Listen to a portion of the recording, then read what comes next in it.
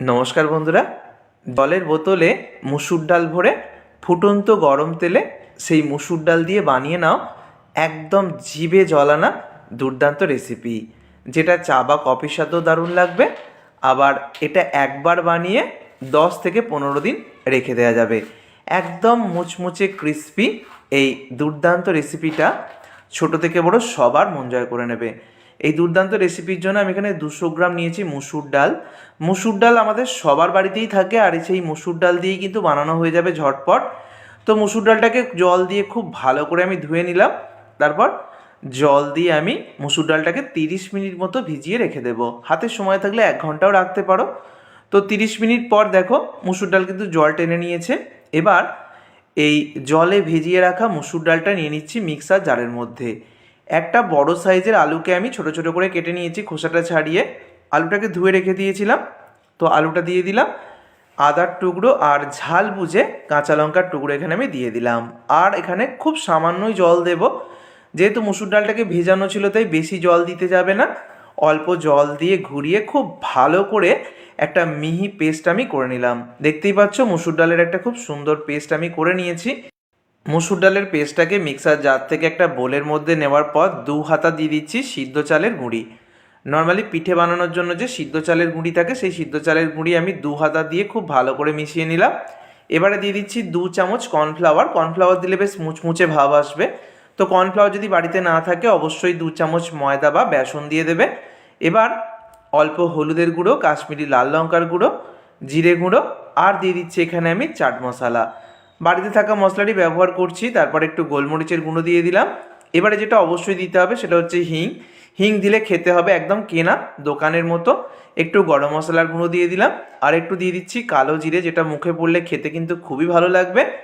আর এখানে স্বাদ মতো লবণ অ্যাড করে দিলাম। খুব ভালো করে সব কিছুকে এবার মিশিয়ে নেব। তো খুব ভালো করে মিশিয়ে নিতে হবে। আর মিশ্রণটা কিন্তু একটু টাইটের দিকেই হবে, অতিরিক্ত টাইট হবে না, তবে বেশি পাতলা কিন্তু কোনোভাবেই রাখা যাবে না। তো রেস্টে আমি 15 মিনিট মতো ঢাকা দিয়ে রেখে দিয়েছিলাম। মিনিট 15 কিন্তু অবশ্যই রেস্টে রাখবে। 15 মিনিট পর অল্প বেকিং পাউডার 1 চামচে 3 ভাগের 1 ভাগ মতো দিয়ে খুব ভালো করে মিশিয়ে নিচ্ছি। তো আরও 1 মিনিট মতো খুব ভালো করে মিশিয়ে নিচ্ছি, আর দেখিয়ে দিচ্ছি দেখো এরকম একটু টাইট মিশ্রণ হতে হবে। এবারে দেখো যে কোনো একটা এরকম প্যাকেট নিয়ে নেবে। এখানে একটা সুজির প্যাকেট আমি নিয়ে নিয়েছি। তো ওপর দিকটা কেটে নিয়েছি কাঁচি দিয়ে। এবার এই প্যাকেটের মধ্যেই ব্যাটারটা ভরতে হবে। যেহেতু এই ব্যাটারটাকে বোতলের মধ্যে আমি ভরবো, তাই এখানে এরকম একটা প্যাকেটের মধ্যে ভরে নেবে। টাইট ব্যাটার যেহেতু রয়েছে তাই সরাসরি বোতলের মধ্যে ভরতে অসুবিধা হবে, তাই এরকম একটা প্যাকেটের মধ্যে ভরে নিয়েছি। তো এবার আমি দেখিয়ে দিই, এরকম জলের বোতল কিন্তু আমাদের সবার বাড়িতেই থাকে। আর বোতলের যে ছিপির অংশটা রয়েছে দেখো মাঝ বরাবর কেটে নিয়েছি। আমি ত্রিকোণ করে কেটেছি, তোমরা গোল করেও কেটে নিতে পারো।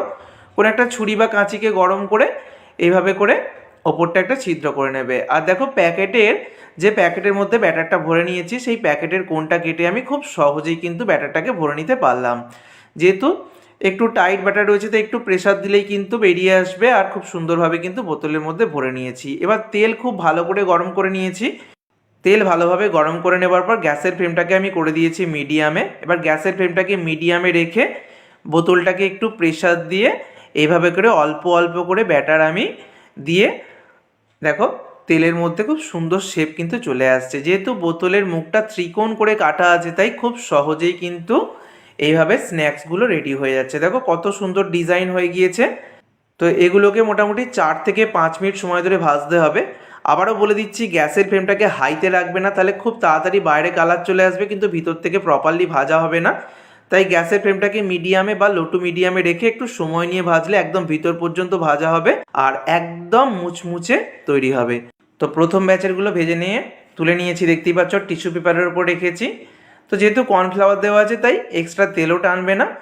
আর দ্বিতীয় ব্যাচেরগুলো ভেজে নিচ্ছি। বোতলটাকে হালকা করে প্রেসার দিলেই কিন্তু ছিপির যে ছিদ্রটা রয়েছে তা দিয়ে খুব সুন্দরভাবে শেপ চলে আসবে। প্রত্যেকটা একই শেপের হবে আর একদম পারফেক্ট হবে। গ্যাসের ফ্লেমটাকে আবারও বলে দিচ্ছি লো টু মিডিয়ামে রেখে একটু সময় নিয়ে ভাজবে, তাহলে একদম খাস্তা মুচমুচে হবে। আর কত সুন্দর কালার চলে আসছে দেখো।